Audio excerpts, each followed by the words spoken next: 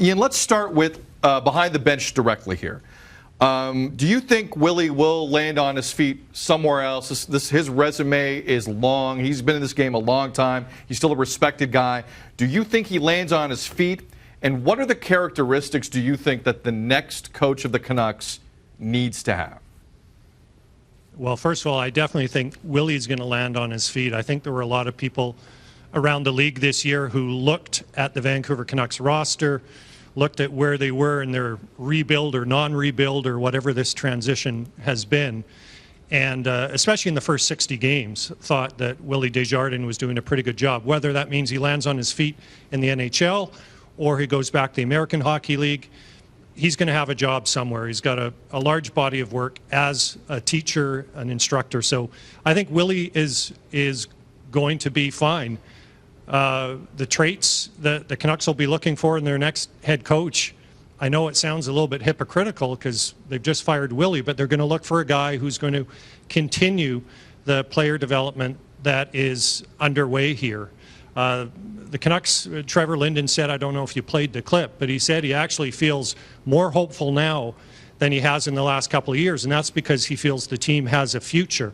That future is because this season the Canucks have introduced a lot of young players, particularly on defense with Troy Stecher, Nikita Trampkin.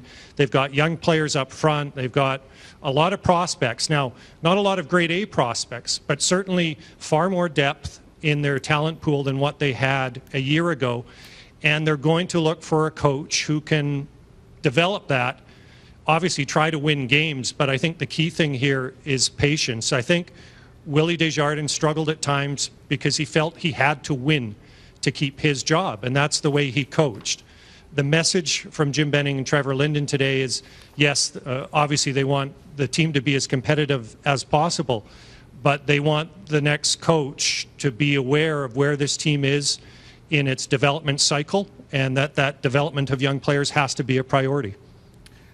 We heard Utica come up a lot in the media availability that just took place and in some of the clips we just played, Iain.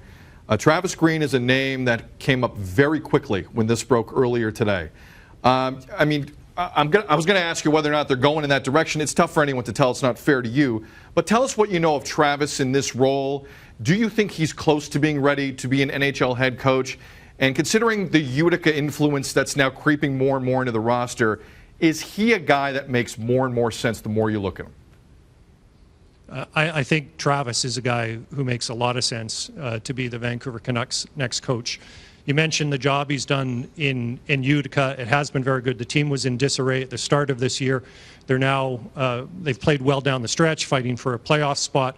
There's a lot of respect in this organization for Travis.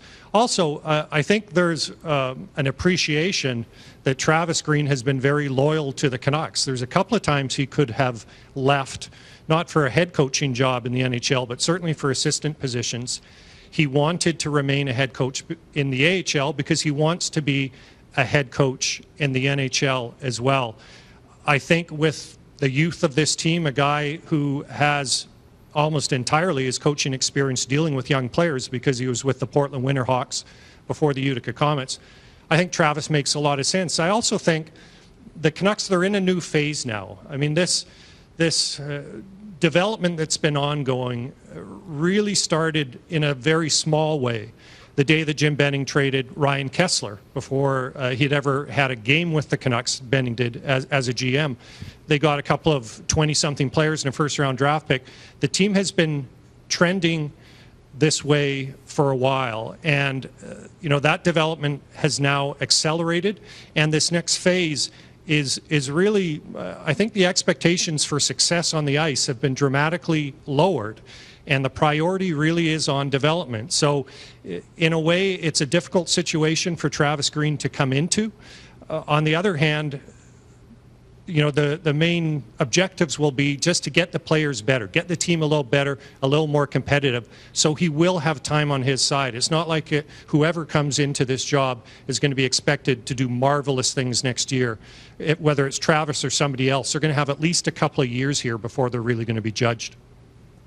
How should the Canucks handle the Sedin twins going forward? Obviously, no movement clause make it difficult to force them out, obviously, but should there be an honest conversation with the two of them about potentially looking for another team? Well, I think there will be a conversation with them about what they see as their future in Vancouver. I just don't see those guys. In fact, I know those guys aren't the kind to try to go somewhere else at the end of their career to have a chance to win a Stanley Cup. However it ends here, good or bad, I think their careers are going to finish with Vancouver. You know, what's kind of been lost in this season, because so much has gone wrong, and the Sedin's production obviously dropped dramatically. It seemed at times that they had aged maybe 5 years in this one season. But by NHL standards, they're still fairly productive. You know, they're 40-point guys. They insist that they're going to be better next year and that they'll be, you know, 50 or 60-point players again. I don't know. That's hard to say when you're going to be 37. But certainly, if you can contribute, you know, 40 points to 50 points to an NHL team, there's still a role for you in this league. The problem with the Canucks is, and this isn't only this regime, but it goes back to Mike Gillis's time here as general manager, the organization failed to plan for the day when Daniel and Henrik Sedin are no longer the best players. Now, luckily, Bo Horvat's had a tremendous year. Sven Baertschi looks like he can be a frontline player in the NHL as well. But the biggest fault on the Sedins right now is that there isn't enough to support them. They're still, until late in the season, they were still put out there as, quote unquote, the first line. They played the most minutes. They just, I think, can't do that anymore, but they can still be very important contributors, and that's only on the ice. Their value to this team off the ice is a whole other discussion, too. Ian, what's the status of Jim Benning's role here? Because once the coach goes, now your focus turns into another direction. Is he the guy that can lead them into this very tricky transition period? Well, I think he is. I mean, he does have that background as a scout, and what's been clear in his 3 years here is he's never happier than when he's in some cold junior rink somewhere, seeing who might be their 5th round pick in June. So I think he has the skill set to find and identify players and bring them into the organization. The question is, how much more patience will ownership have with management? I think firing Willie Desjardins, who was Trevor Linden and Jim Benning's first choice, he was the coach they wanted, the one they went out and got 3 years ago. Firing Desjardins has removed, I think, the safety net below Jim Benning.